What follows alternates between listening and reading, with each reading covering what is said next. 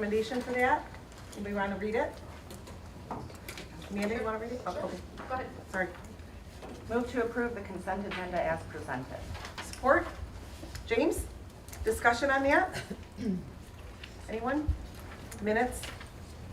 No? All those in favor say aye. Aye. All those opposed? Motion carries. The superintendent's report, please. Okay, thank you.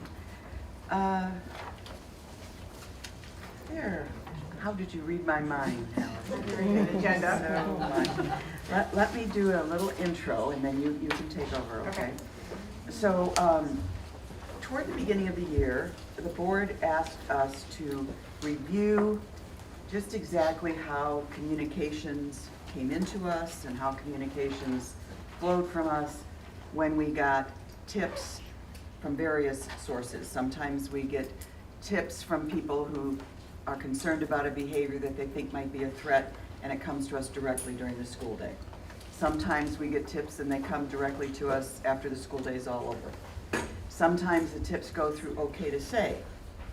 And sometimes when they go to OK to Say, they actually reference the school, so OK to Say sends them to us. Sometimes those tips do not reference the school at all, and those tips go to the police, not necessarily to us.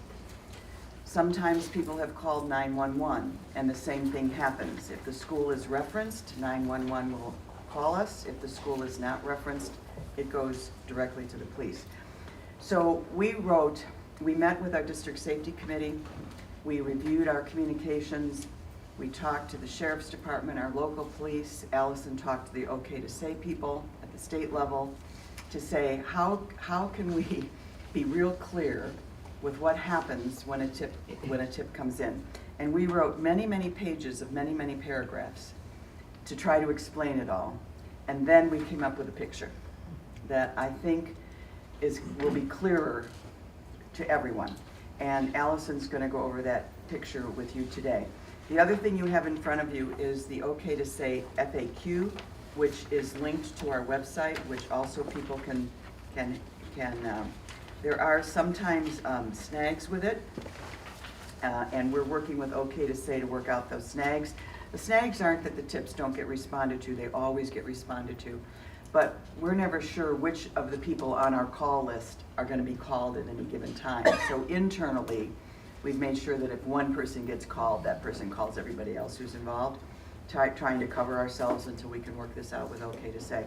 But other than that one glitch, I think we have it worked out. The sheriff's department has thought this was exactly how it all works. And so Allison, I now turn it over to you.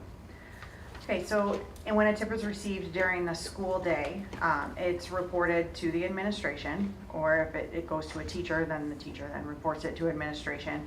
The team, we have a screener team who reviews to determine whether or not a threat assessment screener is needed.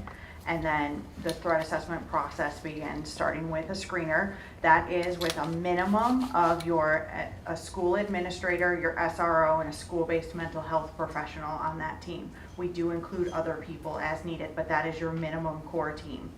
And then during the screening, if it's assessed that no threat is needed at that time, we've adapted our screener to add some other components such as why, what are the consequences, and then the incident is managed following the code of conduct if applicable. So when that comes in, we start with, is it concerning behavior, is it threatening behavior, before we even go through our screener process. Then if it goes from a screener to a full threat assessment process, it can be deemed as a non-credible, which means there is no means, method, opportunity, or proximity. Doesn't mean that it's not a low level, it just means it's not a high or an imminent. And then there's various ways. So in that little box, we can only put so many things, but that's two of many things that could occur. We could have a safety plan, there could be code of conduct, there could be a third-party evaluation, I could keep going on with what could be. If it is deemed a credible threat, that is when we would definitely engage with law enforcement. Could be we turn that over and it becomes a police investigation. There could be closures of an event, of the school day, adding security, removing the student, and then using within the police investigation what we need to apply with our code of conduct as well. After school hours, there's a lot, as you can see. So after school hours, if it's reported to the administration, we slide back over to the left. And we start that process. There is a team that would review it to at least do that pre-screening point and assemble that multidisciplinary team. If it goes okay to say is a confidential tip line. If you feel you're in immediate danger, if you are aware of an imminent threat, please call 911. Okay to say is a confidential tip line that's filtered through the Michigan State Police. So the Michigan State Police then looks at the tip and would route it to the school if it's a school-based incident or something that could impact any of our properties.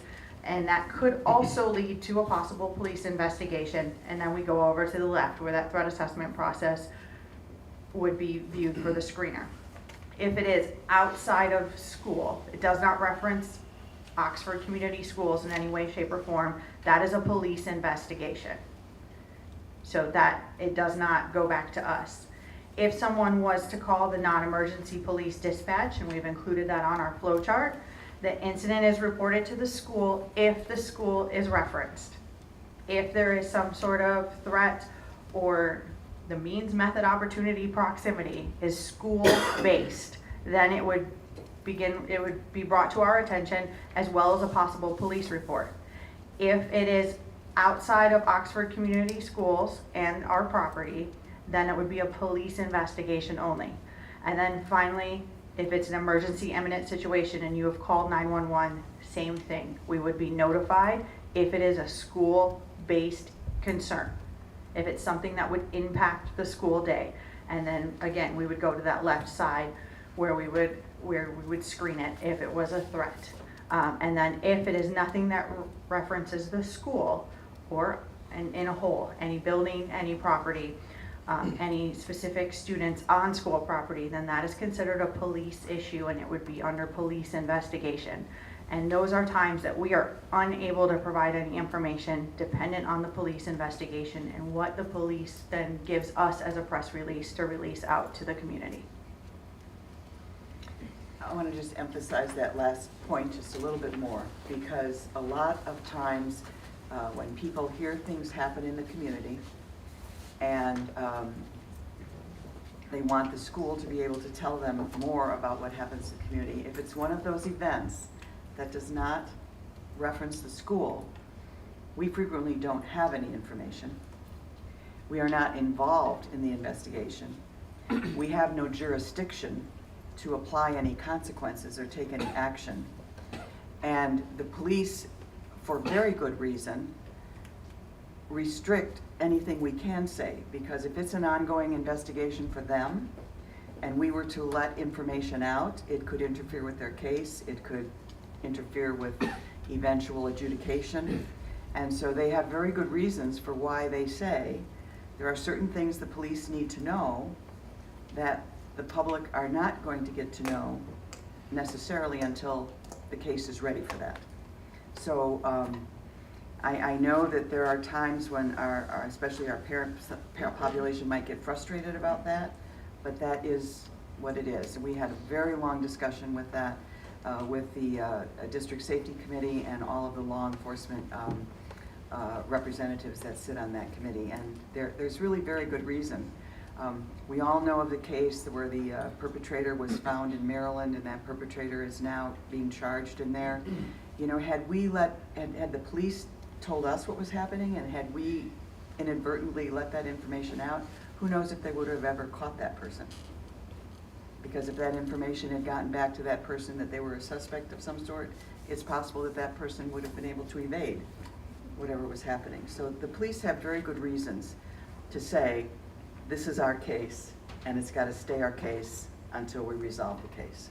So I just wanted to emphasize that. And I think that Maryland situation is a perfect example of the talent of our SROs, because that was Deputy Justin Barnes that led that investigation and was able to coordinate with various agencies. It wasn't just talking to Oakland County Sheriffs. It wasn't just simply Maryland, police in Maryland, like the FBI. Like, it was wonderful police work that he was able to do.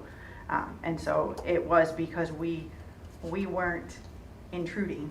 We were allowing him to do his job, and because of that, we were able to find out who that person was able to be charged. We don't know because of the laws in Maryland, but because of his excellent police work, we were able to figure that out. Okay. Did you, now this is a kind of the, something the board had asked us to do. Did you have any other questions or?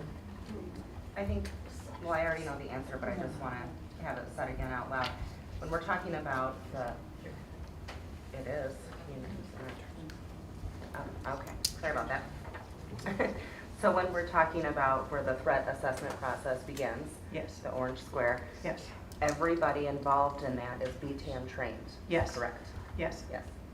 And moving on from that, we now have Navigate 360 in place for the threat assessment, so there are fail-safes already in that does not allow them to move forward without asking certain questions. For instance, does this person have access to weapons? Right, there's 4 different spots set up within that program, and you aren't able to move on. In addition, there's also tags that they have to tag different things in. On the screener itself, which is a paper-based document, we do have a question about that. And in our checklist, which I go back and check on people, it is asking whether or not the SRO was contacted, and they have to fill out the access to lethal weapons. Perfect, thank you. More of a point of emphasis, I mean, you touched on the okay to say, but a couple things with that, because we talked about this in committee quite a bit, was it is a Michigan State program. And I don't think it needs to be added to the flow chart, but there's also a large percentage of calls that are filtered out completely. Yes. And we we have no don't control have over any that. control Right. over that. That is Michigan State's okay to say department or whatever, and it's whatever training they've gotten that they can understand how to analyze and then how to disseminate that information to the correct authorities, I guess. Yes. And so that would lead to further, if anyone knows of anything, please, as much as you can, if you're not comfortable contacting the district, there's the dispatch number, there's the 911, because that will make sure people here in our area are able to address it. And to Vicky's point earlier, she mentioned that not always, like, you guys are all on the same page as far as if we do get an okay to say, but who okay to say they haven't contacts, Yes, but who actually gets the calls, not always Correct.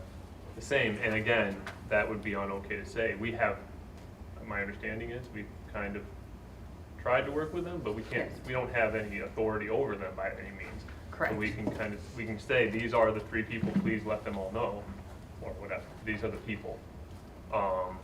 But if they only call one of them, then that's, we have to do our due diligence on our side to make sure that our team is aware. yes, and internally, we have set that communication even between the police agencies. When you say school is referenced, does that mean a student of the school is referenced, just the physical property of the school? If a student is intending to cause harm on our property, like if a student is intent to cause harm at McDonald's, that's not one we would get, that's one the police would get. But if a student is intent on coming to the Drainer Road property, that's when we would get the notification. And then just a plug for, okay to say in October, next week, right? The speaker for Parent Yes, University. October 2nd, we will have Dr. Melissa Reeves here as part of Parent University, who will give and actually met with her today, and I have the slides got emailed to me while I was standing up here. She'll do basically a parent threat assessment 101 type presentation with some time for some questions. Then we'll also have Don Ferguson from OK to Say here to give a presentation on OK to Say.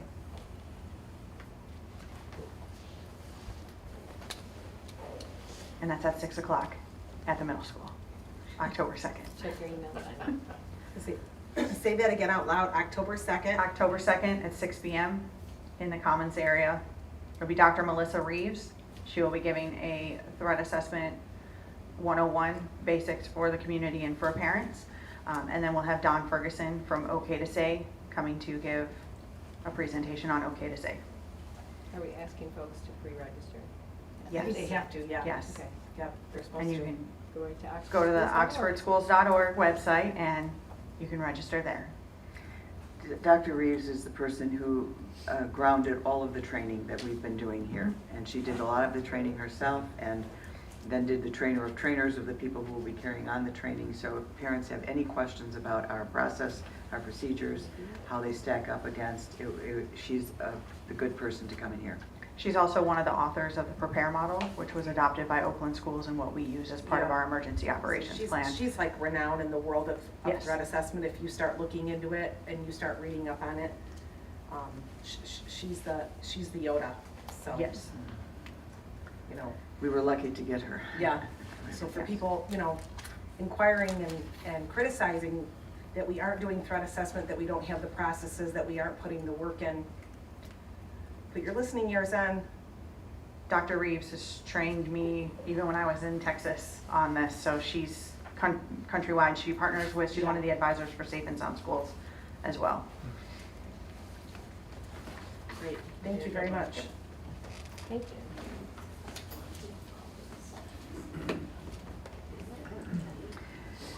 My next report is very exciting. In fact, if you recall at the last meeting, I tried to get this to you even then. I was so excited about it. It is the Talent Together. And we are, I think, the biggest user in Oakland County, is what I heard from all the other superintendents. And so Ryan will let you know more about this.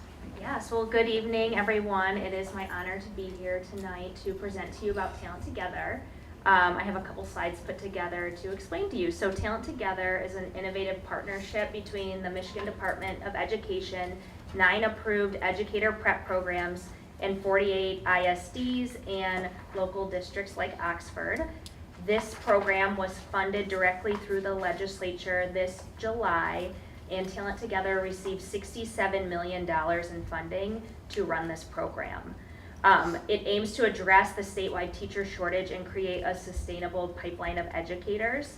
And what's so unique about the program is the multiple pathways that are offered depending on where people are in their current educational journey. And it is also designed for school employees, also subs, and then the community is also invited to apply. Priority, it kind of goes, employees of the district, subs, and then community members are also welcome to apply. There's no cost to participate in the program. Folks are matched with one of the 9 educator prep programs throughout the state. It is set up to be convenient for working adults. So hearing all of this spring, I knew that this was a program we had to get in on the ground floor with. It creates career growth opportunities for our staff that's very valuable to folks in today's labor market. They want to have opportunity for advancement. And recruitment, retention are always one of our strategic goals in human resources. And we're able to do this with the funding through the legislature. So it's costing us nothing, which is amazing. And as Vicki mentioned, we have the most participants in Oakland County. And when I spoke to the statewide director, he told me that we might have the most in the state. So I'm super proud of that. We have 28 people participating in the first cohort of Talent Together. So Talent Together is designed to remove barriers. As I talked about, it's designed for working adults. The coursework is online with the prep programs. Financially, there's no cost to folks. It will cover the cost of their MTTC testing, any test prep that they need, and there's guidance and support provided by the program for our staff. So here is an example of a few pathways, depending on your current role within the district and certification options. Elementary, I'm going to tell you all of the endorsement areas that the program offers. So you can do elementary education, early childhood education, English as a second language, special education with endorsements in autism, cognitive impairment, emotional impairment, learning disabilities, and then secondary math and secondary integrated sciences. Upon completion of the program, staff, they have priority placement here in Oxford or one of the other 48 agencies throughout the state. That's the priority placement for them. And we commit on both sides to 5 years. So we commit to employing them for 5 years, and they commit to us to being here for at least 5 years upon completion of the program. Here are the ed prep partners throughout the state. Again, $67 million in funding. This is a statewide initiative, so not only is it helping Oxford Community Schools, it's helping the profession in Michigan, which is fantastic. With that funding, I would like to mention too, it offers stipends for our teacher leader roles within the district, so the mentors are also provided a stipend for their time and their mentorship of future teachers. So here's a quick timeline regarding Talent Together and the flyer that we put together that was emailed to all staff back in May. I had an overwhelming response to the flyer. Lots of people, it's been their dream or their goal to become a teacher or do more than their current role. So it was really wonderful to hear about folks' inspiration or the reasons why they wanted to come into education. Talent Together collected all of the applications ultimately and selected participants. In July it was funded, and in August 2023 we were approved as a registered apprenticeship program. And that's through the state and the U.S. Department of Labor. So it's really such a fantastic pipeline that they're building funding not just through the state but through the federal government. And what's so unique about, as you're probably aware, apprenticeship programs, people are earning a living wage while they're having on-the-job training for their next career. So it's such a wonderful opportunity for our staff. Here is a snapshot of our apprentice teams. We have 5 apprentices of our 28 folks. There are a couple pictures there of apprentices in action. And we have Emily Brown, Kinsey Harvey, Jill Murray, Amy Orlando, and Colleen Rouse-Rutan. They are paid 80% of the district's starting teacher salary. That is the formula statewide for all teacher apprentices. They have a full benefits package, including health, medical, dental, vision, life insurance, long-term disability, and paid time off. All of that will be reimbursed by Talent Together. And their mentors will be paid $7,500 this year for their role as a mentor teacher. So we're growing the profession, and we're able to lean into our experts in the buildings who can train our next educators.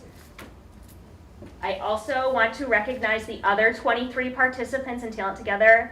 I don't have all their names to read to you, but here's a visual representation of what they are planning to study, early childhood education, elementary, special ed. Look at those numbers, that's incredible. There's such a shortage and a need for educators in special education. What's also unique about the program is that it's open to our current educators. So if we have educators who are in elementary ed or another subject area and they want to add special ed, they can do that through this program for free. And we have staff of all levels. We have secretaries, paraprofessionals, current teachers, and our 28 folks. It's a vast, there's a vast melting pot of different folks in that program. So it's not only for people who want to be educators, it's for our educators who want to grow in another endorsement area as well. So it's just a wonderful program, and we are very fortunate to be part of it. So if you'd like to know more, I'm happy to take questions. You can visit their website. Anybody listening, if they're interested, feel free to reach out because we can keep on having the most mistakes if we want to. Any questions? I do have a question Yes. for you, Rhonda. What, you said it at the beginning, what's the commitment so that if we take somebody on, Yes, 5 years. okay, then they commit to work for Oxford for 5 years? Yes, It's a great deal for us. yes, it is. Thanks. Go ahead, that's okay. Mrs. Reed, thank you so much for this presentation. I'm so excited. And it's great to see that so many people in our district want to stay here and want to do more. And this is fantastic. I was really excited when we were first talking about this, and I'm interested to hear more, as time goes on. Absolutely. I think a couple of us will be traveling to Washington also in January, and maybe we can get some updates before then too, as some of this is federally funded. I'd like to talk with our legislators there too, just to remind them assuming that it's gonna continue, Yes. to go really well, just to let them know, what an event it's having here in Oxford. So thank you very much. Yes, thank you. And I'm really excited. Thanks for finding this. Very good, Thank you. thank you.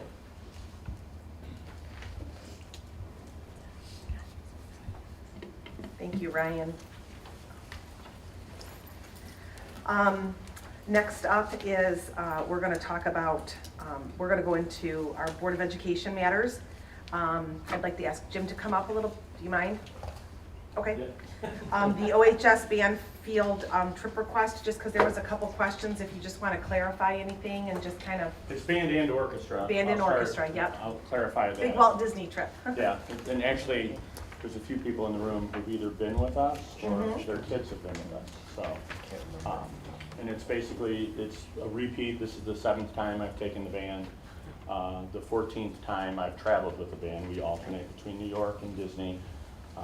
And I know there was a question about bids. I did not, the last time we went, we did the Florida trip, we solicited bids. And World Strides, which at that time was Bright Spark, the Bright Spark won the bid pretty handily once you broke the bid down. And so because the price came in at really below what I thought inflation should be, based on the price that we had 4 years ago, I felt, and after talking to my booster executive board, that probably didn't need, I think because of policy, we didn't need to, because it was a recurring trip, do the 3 bids. Yep. And I think the service that World Strides has offered our We have, staff and students. it's, for me, it's not how a trip goes when it goes great. It's what happens when a trip goes off the rails. And we've had that. We were stranded in the Hudson River when the Statue of Liberty had a bomb threat, and we had bed bugs at a hotel in Disney, and so we've had our fair share of, I think Kit may have been with us on one of those. We've had our fair share of, when you take 150, 170 kids someplace, you're gonna have issues, and to me, it's how a company handles the issue, not the great stuff. And World Strides and our tour consultant that we work with there, I've been working with them for 26 years. I trust them with my own kids when they go on the trip, so. Okay, go ahead, Mary. So maybe all those Bright Star bags will now be collectibles, all those orange Yeah, bags the orange we have in the bags will be closet. collectibles. I got a couple of those. I think World Strides are blue. All right, well, They're that's blue better for backpack now. Oxford. I did not go to Disney, but I went with my daughter on the New York trip. My daughter had gone on the Disney trip when she was in band. And everything seemed so smooth because of the work that Jim and his team put into this. And it's hard to look at an organization who's gonna plan something like this and entertain 150 kids, often breaking them up into 2 groups because you can't have that many people going one place at one time and this and that. So the trips have been great for us because the people that are running them know what they're doing. And Jim's told us some of these stories before of things that have gone wrong. So it's been really helpful to have your experience. I don't want to lead with that. Too. Well, the reality is, but I mean, that's what we're concerned about, right? I mean, it's great when everything goes well, but everything also, I think, goes well because you have the experience and they have the experience, so. The last trip to Disney was, I think, the first trip that any school group took any place post-COVID. And so World Strides was, they, sweat and bullets to make that trip go off without somebody getting a test for, positive COVID test as we were getting ready to go. And it's like the disaster that would happen. And World Strides was just great in helping us facilitate all of the stuff that we needed to do. So, yeah. I'm looking forward to not having to do COVID tests before we get on the airplane. Awesome. Well, thanks so much. Anybody else, any questions for Jim while he's here? Okay, thank you. Sorry I'm leaving. I have to go to the high school for my daughter's Yes, test oh, it's all induction. right, that's okay. Thanks for coming. What do you think? I didn't want you to think I was rude. Never, Jim. So there's our OHS band field trip. Then we've got the OHS, the fall play field trip request as well with Mrs. Price. And the 2023, the MASB Leadership Conference, the gals are going on. So moving on to B. Go ahead. Yeah. Okay. Hi. I'm Krista Price, and I'm the director of the theater program, for those of you who might not have met me before. And this is John Schmidt, and he helps run the facility at the high school for the theater. So he's here with me because he. So if we've lived under a rock and we didn't go to Little Mermaid. Thank you. Yes, and thank you for all of your support with that. We're really proud of what we're able to do at Oxford High School and all the support we get from all of you. So thank you. So I'm here to present a possible opportunity for a fall play retreat for the participants in our fall play. The purpose for this, or kind of the reason for it, our fall play is just as important as our musical. It's a little bit smaller. It's not as many people involved. It's a smaller team and often a smaller cast, but it's still a keystone event in our community. However, in the fall, it's become an extremely tight schedule. We're just really pushed in at all sides. So where we don't have time, we're trying to create time, more time for our students to get done what we need to for a high school production, which requires a lot, as I'm sure you probably can imagine. So the rehearsal retreat would be utilized as an event where we could do a lot of team building, but also very importantly, much needed rehearsal time with our cast as well. So that would be the purpose. That's why we want to do that this year. I've done retreats like this in the past at other schools, never here at Oxford High School. Well, actually, I think maybe my first year here. But because we are so tight with our schedule this year, that is kind of the purpose we're looking at.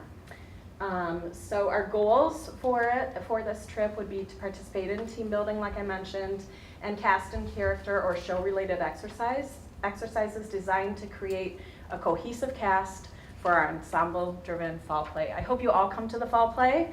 It's very ensemble-driven. Every actor is on stage almost the entire time, and it's just, you have to have a really cohesive team to pull that off. Number two, to provide the cast and show with dedicated and intense supplemental rehearsal time. Like I said, due to the number of schedule interruptions this fall, as well as our shortened run, we're having to produce this a week earlier than normal. And also some lost tech rehearsals. So normally we have a full week of tech, which is so important for student actors and artists, especially first timers. But we are down to effectively 2 tech rehearsals that week instead of our normal 5. So we just really are trying to create time to help these kids. And then the last goal is to provide a distraction-free out-of-school setting in which students can fully commit to self-growth, team cohesion, and rehearsal and show excellence. So if you've seen our shows, I think you know we take very seriously growing students and balancing that with excellence as well, so they can be truly proud of what they create. So as far as staff and students, we have 15 cast members in this show and 2 stage managers that would participate. There's 5 of those students who are also in marching band that have a marching band competition on that Saturday. So we have a chaperone that's volunteered to hold back and bring those students up the next day so that they can participate in both things and we can still have them as part of our cast and do the important work that we need. We have 8 adults, so quite a few great chaperones that have committed to this weekend if approved. And our transportation would be chaperone-driven vehicles, and one of those being a 15-passenger van that we plan to rent as well so that they can kind of be together as part of that process. So that would be the staff and students and transportation. As far as location and cost, so the facility is in Irons, Michigan. It is a donated facility use. There's 6 cabins and a lodge on the property. And the lodge would be great to utilize for our gathering time, our meals time, but also our rehearsal time as well.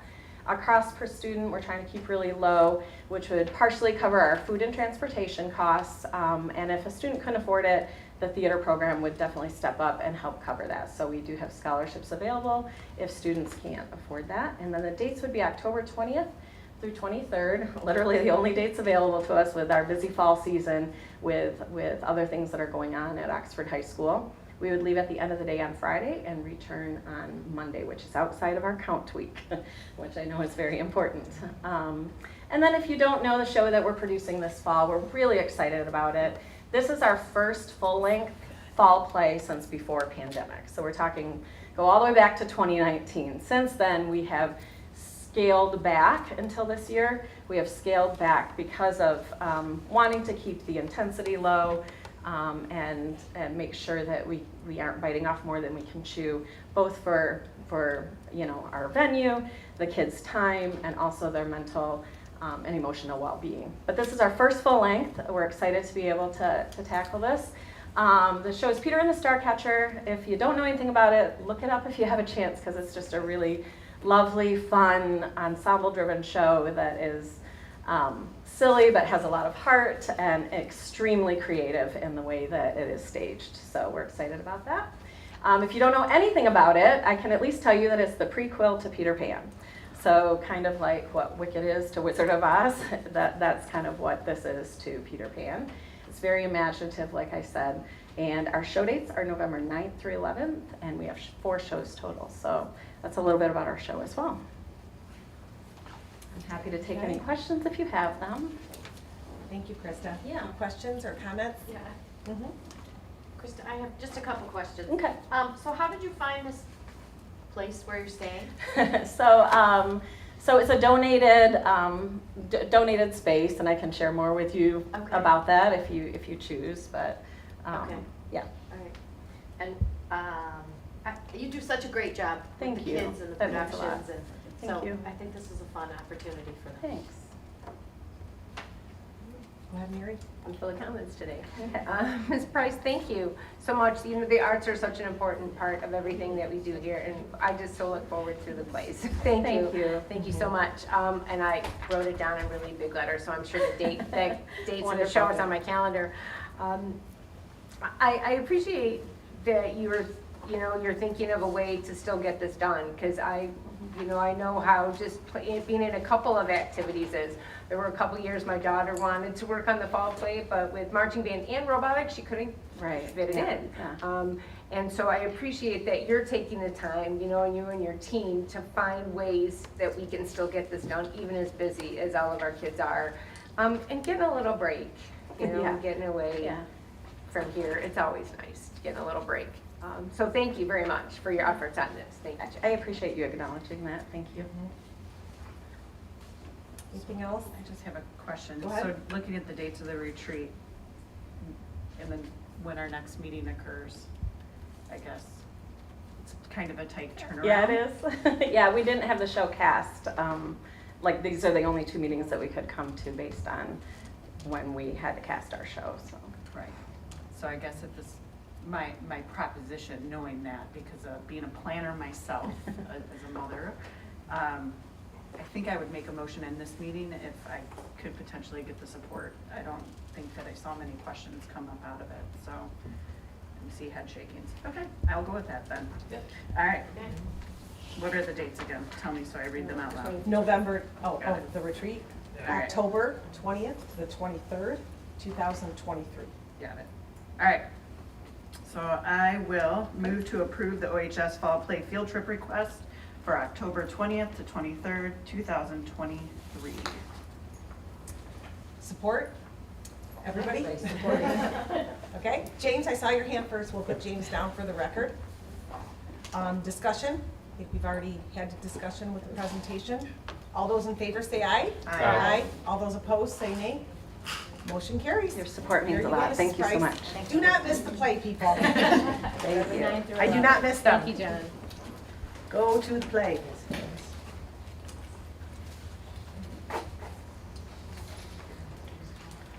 Okay. And our next one is the 2023 MASB Annual Leadership Conference. You want to make the motion? Certainly. I move to appoint Dr. Aaron Reese as an alternate delegate to the 2023 Delegate Assembly to be held November 9th, 2023 at the MASB Annual Leadership Conference. Support? Colleen? Support. same weekend as the I know. I gotta play. get- I just realized that. to get back here. Okay. Discussion? No? Okay. All those in favor say aye. Aye. Oppose? Motion carries. Well, that's a bummer that it's the same weekend, but maybe there'll be a late I'll have to get back Sunday. here or something, yeah. We'll look at the I'll times. make it work. Thanks, Erin. Thank you for going. Thanks, Erin. Next one, we're gonna, item D, superintendent search discussion. So I kind of wanted to bring this up, and a couple other people mentioned it as well. So as we know, Dr. Markovich has given us, well, she gave us a little bit of time, then we squeezed a little bit more out of time. I don't know how much more squeezing we can do, but, so we're gonna have to look into our calendars and start opening some time up for our superintendent search, which most of this board has not done. A couple of us have done before, so it's time consuming and we need to stay organized and obviously have some support in that. Kind of how it went last time is Tom actually asked me to do it, just out of background convenience. I had a recruiting background, so I went and found companies. They kind of gave us a bid, if you will. They gave us a proposal of their services. One was MASB, the Michigan Association of School Boards, and one was the Michigan Leadership Institute, MLI. Both highly qualified to do that type of stuff. There's other companies too. Those are the only companies that I reached out to at the time.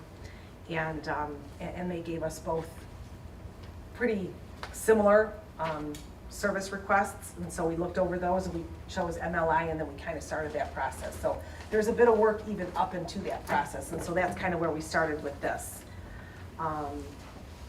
So Vicki kind of put this together a little bit, kind of found this for us and put it together. You want to make some comments on that, or? No, this is a very typical template for a request for proposals that you would post as an RFP. And you could also send to firms that you knew of to make sure that they were aware of it. And then the firms meet the requirements that you have placed in here as they bring you their proposals. The most important sections about this, and you can read it and change it and add to it and delete from it, it's just a template. But the description of the Oxford Community Schools is a very important part that needs to be written fully and carefully so that people have a good picture of where they're coming. That's on the first page. And then on the very last page, the other very important thing to review are the dates. And I have put dates in here. That's a pretty aggressive timeline, but I kind of backward mapped, thinking if you want to get your, if you want to start getting applications in, get the posting out in February. We don't have You don't have one. one? Does it have one? It was in the board packet. It wasn't a board packet. Just take mine. Gotcha. Yep. Just take mine and share it with Colleen, I'm sorry. I did not print it then. I'm sorry. Yep. Anyway, on that last page are dates, and spring season for getting superintendents gets pretty heavy in March and April, and I thought you might want to be first out on the market, maybe by February, so that you could aggressively market February, March, start interviewing March, April, and kind of get maybe ahead of the vast majority of people in the market.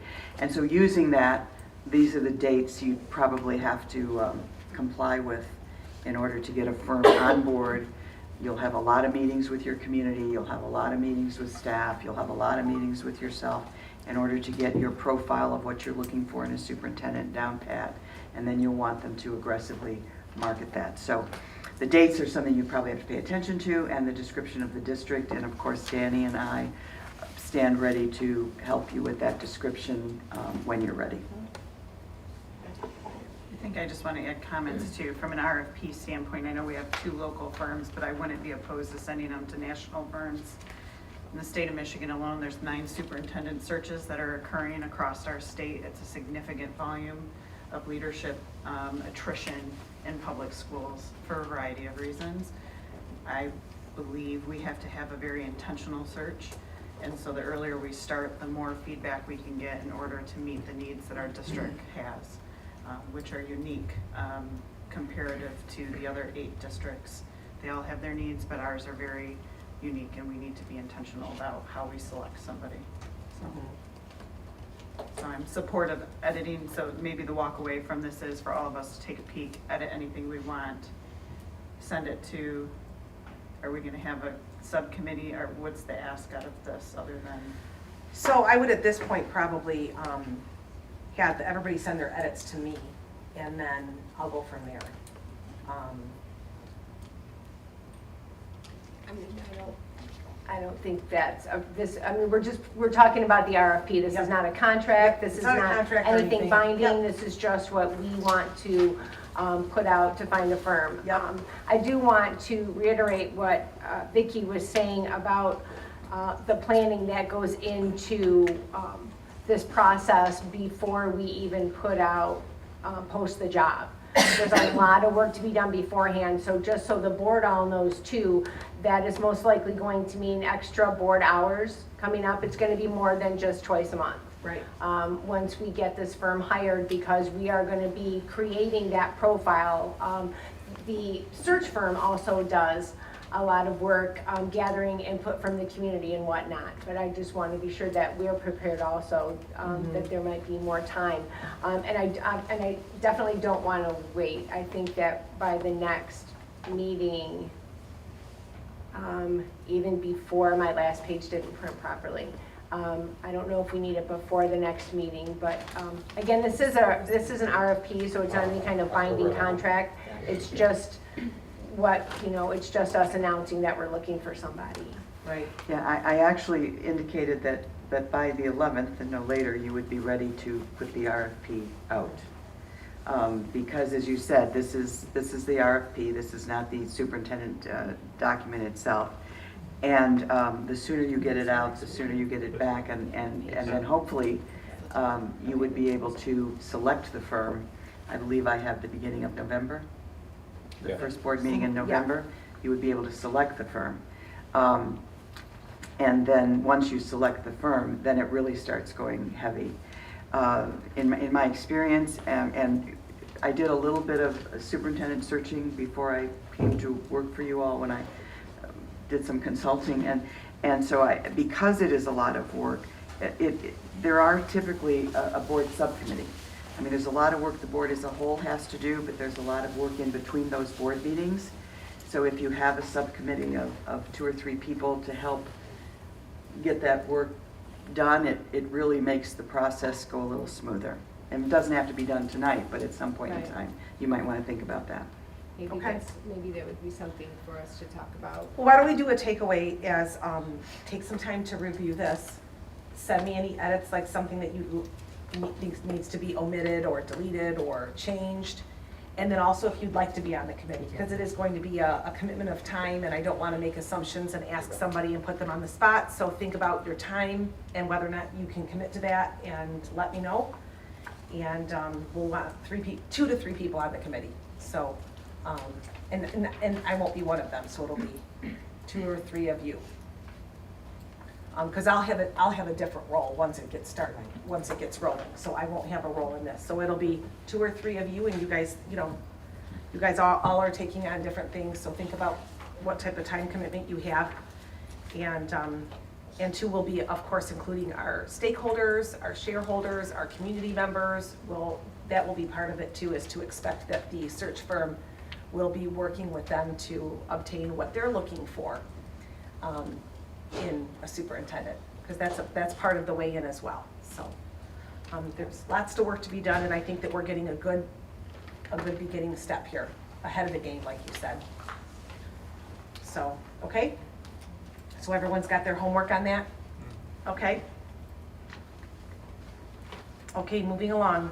Finance and operations, Mr. Barna. Good evening, everyone, and I'm happy to present you and your board pack the bids for the Drainer Road main building renovation.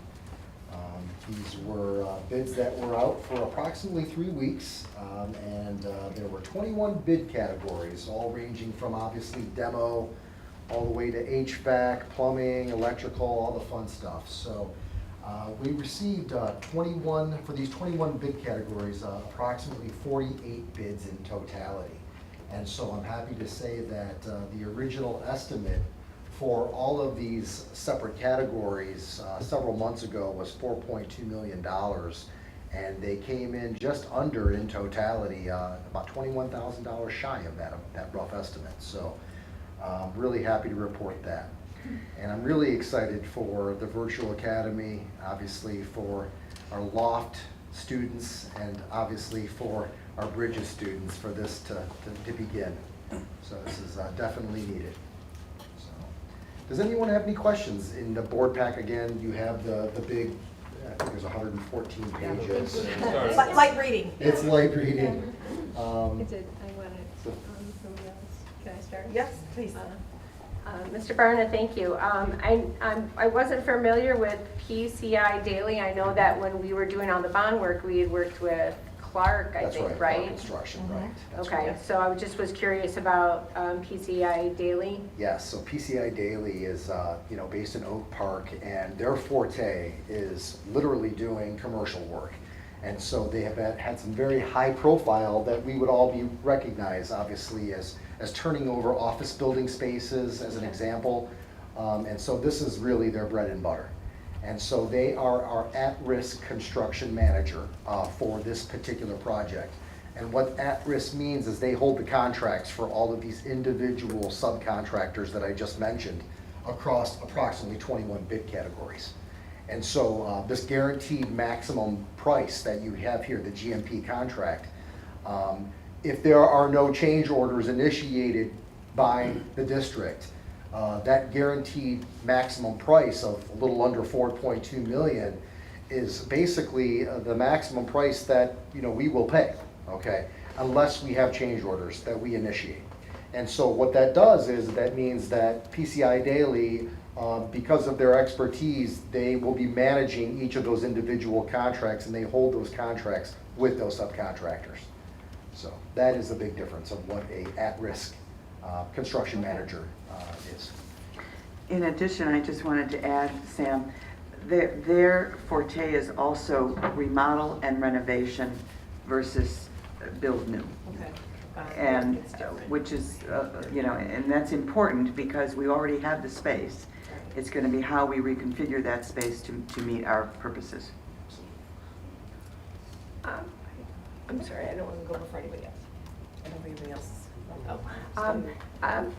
Something else that had come to mind in the buildings over there, have we done any pre-checking for asbestos anywhere? So we had, when we originally purchased the property, we actually did inspections on all of the buildings, and there is indeed asbestos within the building that's in the front, which is the retreat house, which is not part of this project, obviously. The big white one that faces. That's correct, Right. yeah. Yeah. That building, I believe, was built either in the late 20s or early 30s, if I'm not mistaken, and so yes, it does indeed have asbestos within that building, so, But not in the one we're working in. that is correct. Yeah. This is for the one that we toured. The This- newer facility was built in the 90s? It was built in 1998, actually. Yeah. Yeah, and that's the building that we're talking about this Yeah, evening. great. Yes. Okay. Thank you. Anything else? Okay. Okay, moving on to the recommendation. Would someone like to read that? Anybody? Go ahead, Mary. Move to approve the A133 guaranteed maximum price, GMP, amendment presented by PCI Daily for the Drainer Facility Project. Support for that? Erin? Any discussion? Very exciting time. Yeah. Very exciting. Okay, all those in favor, say aye. Aye. All those opposed? Motion carries. Thank you. I'm sure Loft and Bridges and OVA are jumping up and down. Well-deserved move, well-deserved move. Okay, Allison, Safety and School Operations? School choice. Okay. Here we go.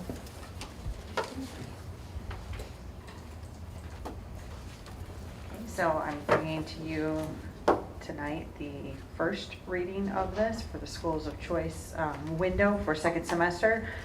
So kindergarten through fifth grade will be unlimited seated. That window will open November 7th and it will close November 21st. For middle school through ninth grade at OHS, unlimited seating. School of choice enrollment will open January 7th and close January 21st for seated. Oxford Virtual Academy, kindergarten through 11th grade for virtual. School of choice enrollment will open January 7th and close January 21st. Okay. So no motion this week because we're just reviewing it. So anybody have any questions though for her while she's here? No? Okay, thank you. Unscheduled comment?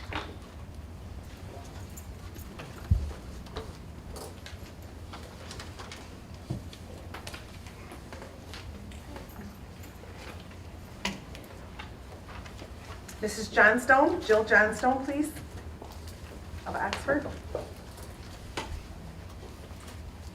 Thank you. All right, so I first wanted to say how much I really appreciated the flow chart. I think that that's a really great way for people to be able to look at what's happening behind the scenes when there's a threat. I think it'll be very beneficial. I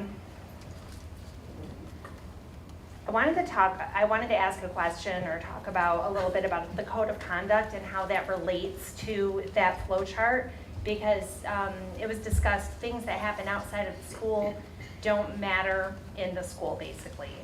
And it says in the code of conduct when and where the student code of conduct applies.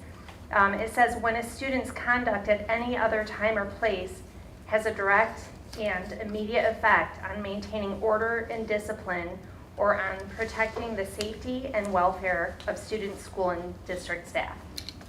So I am just wondering if we could address how that would apply to this flow chart and making sure that the school's aware of things that are happening outside of school as well, because we are looking at the whole child, and the child might be threatening outside of school, it might be not threatening in school, but it still is affecting the entire student body.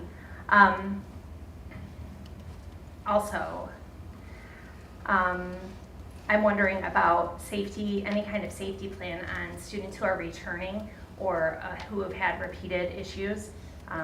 Is there some sort of plan for those students so they are safe in school and so that everybody else is safe in school? Also, I want to ask for some supports in place for students who are victims of threats. So even if they're a threat, if they are threatened outside of school, when they come to school, if the school's aware of that, or parents I'm sure have told the school, we need to make sure that those students are being recognized that they might be feeling a little vulnerable at that time.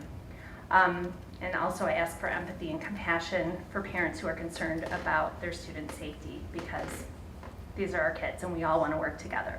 I did have the opportunity last time to speak with, I believe it was Mr. Hughes from Fortis, and I thought it might be really interesting if Fortis were to come to a school board meeting and maybe present something about how they are chosen.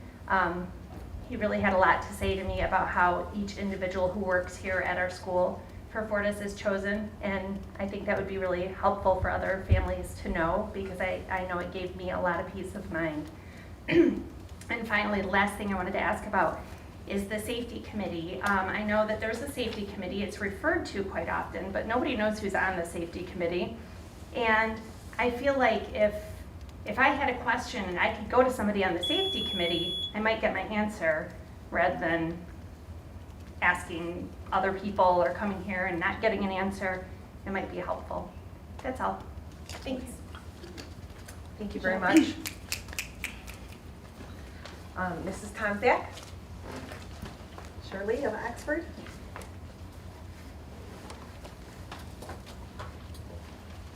Thank you. I just wanted to ask, because I know the parent community is concerned about the rumors of sexual assault at the homecoming dance. And I know that nobody has heard anything about what is being done or what the follow-up is to either the victims or the perpetrators. So I just wanted to bring, I know this isn't a back and forth, but I just want you to know that the parent community and the students who are involved are concerned about what the consequences are going to be. Okay? Thank you. Okay, thank you, Mrs. Thompson. Andrea Jones. Oxford.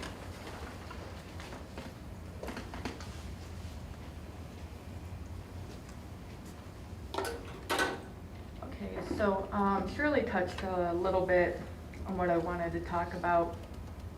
Yeah, we are concerned about the rumors regarding the homecoming dance. And so I know that you can't always give us information and an investigation is occurring, but there hasn't been any communication about that.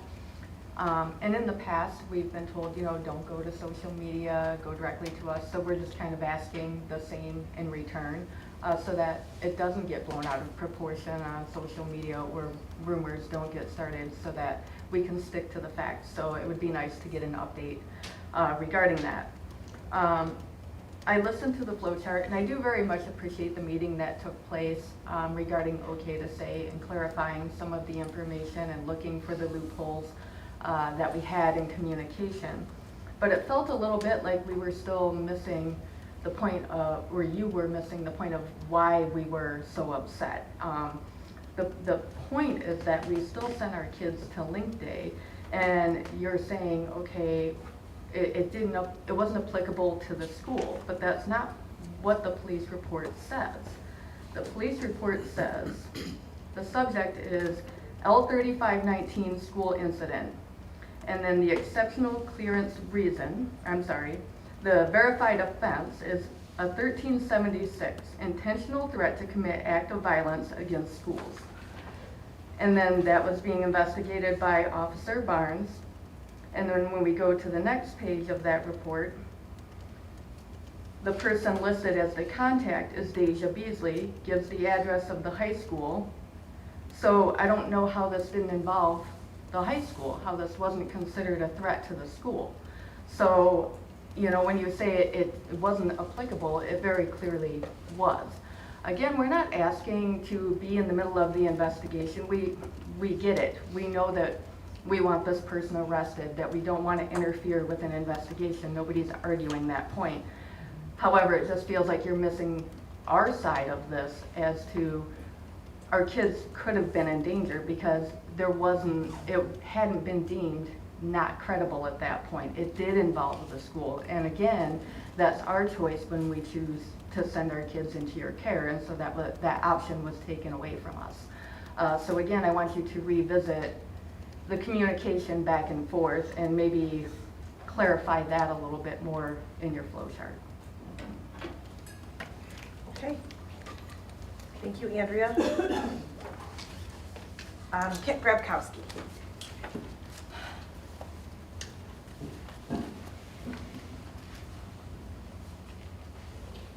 I'm here almost all the time. I'm surprised you haven't figured out my last name is pronounced Grabowski.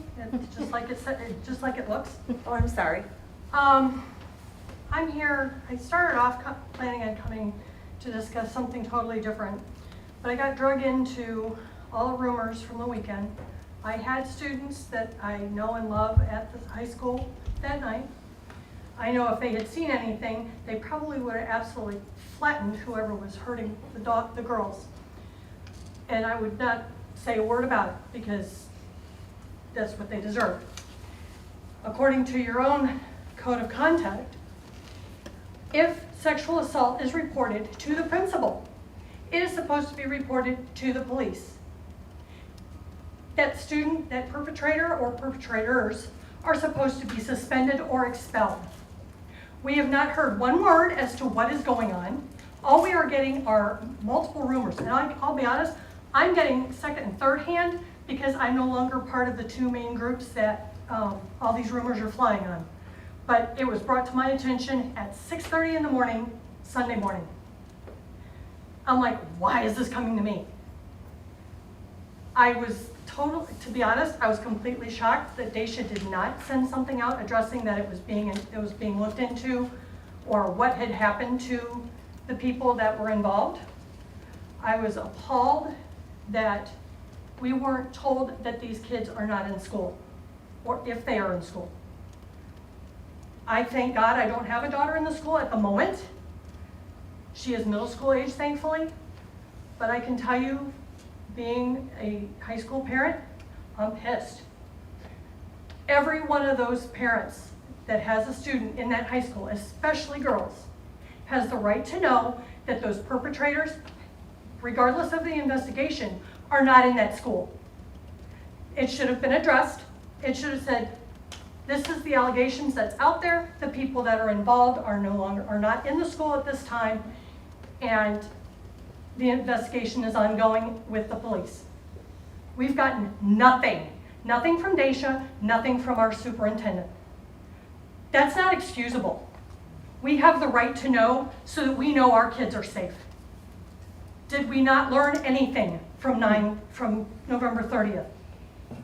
We have the right to know when there is a threat to any portion of our student body or any student that is at our school during a school function.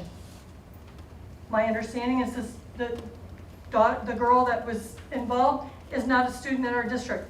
That doesn't matter. Someone from our district did it, or someone who is invited into our district did it. We have the right to know, and you guys need to address it really soon before it gets out of hand. Okay. Thank you. I'm sorry I mispronounced your name earlier. It was not intentional. Okay.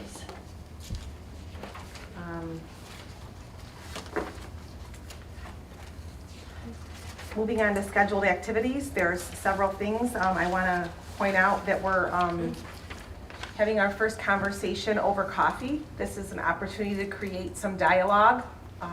The board, there will be, is there 3 of you going on this first one? Okay, raise your hands if you're going. Amanda, Aaron, and Mary will be there. 4 of us cannot be there, or it's considered what's called a quorum, so there'll always just be 3 or less.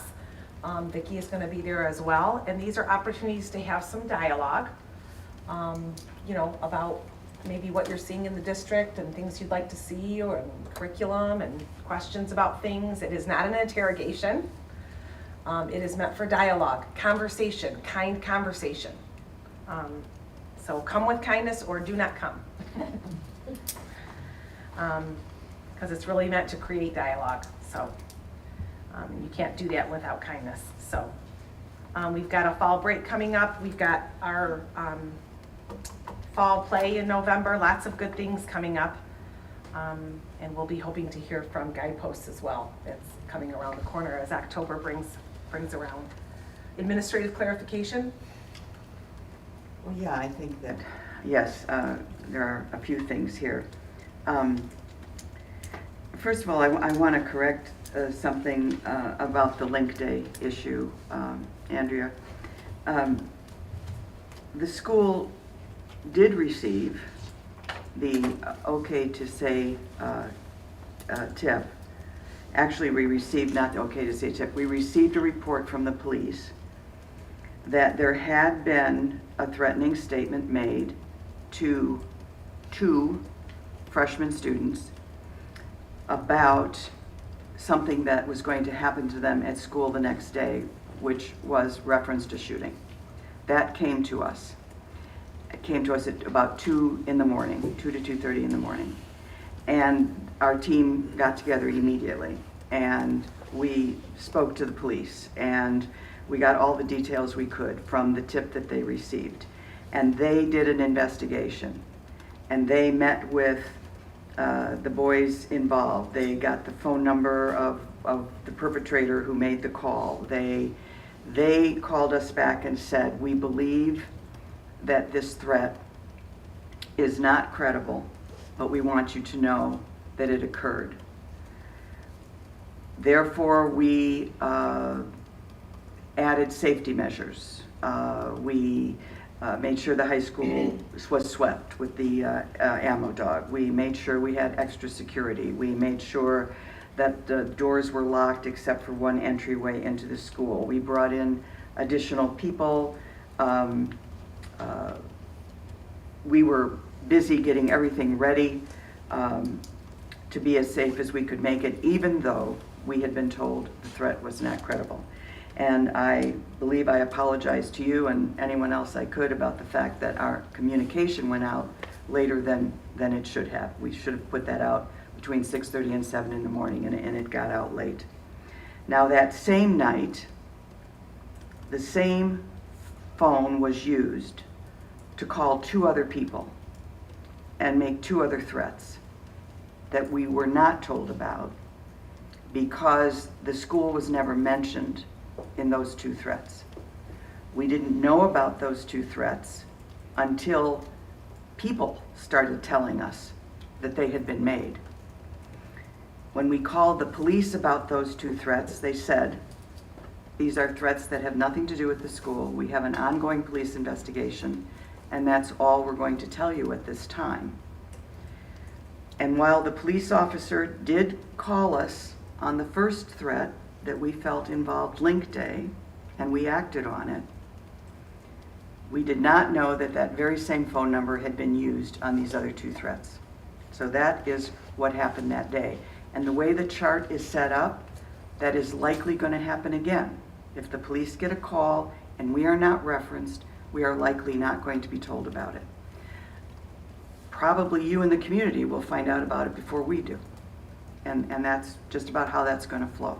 So I wanted to clarify that point. And then Jill, I know, direct and imminent, those are words I have talked to several attorneys about. And the problem is when it's an okay to say tip or it's a tip that goes to the police, the people who make the decision of whether it's a direct and imminent threat to the school are those people. And if they don't bring it to us, we don't weigh in on direct and imminent. No, I'm just clarifying. Okay, I can talk to you after the meeting, okay, but I'm just clarifying now. So, so yes, we are aware of that in our code of conduct. And when the threat comes to us and we're aware of it, that is something that we go to and we use. And we can use that except when it's a cyber threat made on someone's cell phone from their own home, on their own time, not in our network, and not mentioning the school. Then it has to go through another whole test of whether or not that direct and immediate effect on the school is significant. And there's an actual court test that determines whether or not it's significant. So the cyber thing is a little bit different. Then finally, I want to clarify about the weekend event and let you know where we are with that. And at this point, there was a social media post reporting this alleged groping of girls done by boys. The posting was sent into OK to Say. We became aware of it actually because someone sent us a screenshot of the posting. The 28 chaperones that were at the dance, all of the students at the dance, nobody was aware that anything had happened at the dance. And OK to, so the administrators began investigating Monday and Tuesday morning, but they began investigating with no idea who, no specifics as to what or when or where, and no specifics as to victims or perpetrators. On Monday morning, a tip came in through OK to Say that actually did name alleged female victims, and it named alleged male perpetrators. And so the administration began interviewing each of those victims and perpetrators individually.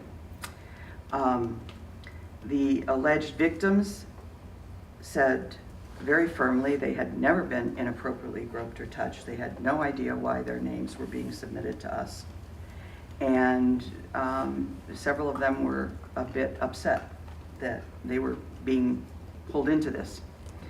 The alleged male perpetrators also said they did not inappropriately grope anyone or touch anyone, and some of them and their parents were also kind of concerned that they had been pulled into this. We don't know where those names came from because, of course, the tip was anonymous.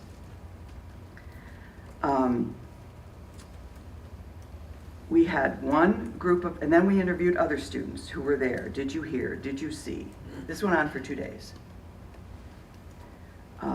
There was a small group of girls who said, yeah, we were really being bothered by a group of boys because they wanted us to dance with them and we didn't want to dance with them, but nobody touched us. That was the closest we came to the groping allegation. Now, if there are people in the community or there are students in the school who have more information than what I've just put out there, we'll be glad to continue investigating. We'll treat what information comes to us with respect, with confidentiality, but at this point, there's no action we can take because we have no evidence that any incident actually occurred. So I wanted to clarify that. Thank you. Okay. Thank you. Final board comments? Anybody? Okay. This meeting is adjourned.